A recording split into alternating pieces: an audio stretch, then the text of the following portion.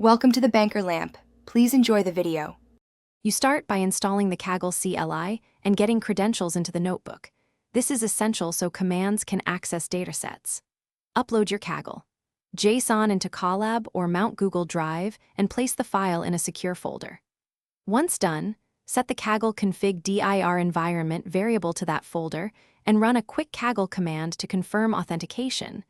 That step avoids permission errors later and ensures your session can download dataset. Now you download the dataset using the Kaggle datasets download command specifying the owner and dataset name and choose the path to save.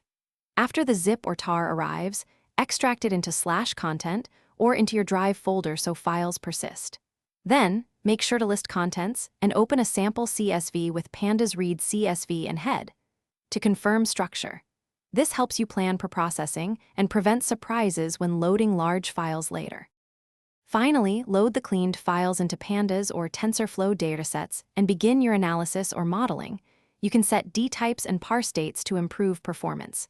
Make sure to save any processed outputs back to Google Drive so they survive session restarts, and routinely checkpoint large steps. If something goes wrong, first verify the Kaggle JSON path and permissions, then check for API download limits, corrupt archives, or encoding mismatches. Those are the common causes and usually quick to fix. Thanks for watching. If this was helpful, leave a like and consider subscribing. See you next time.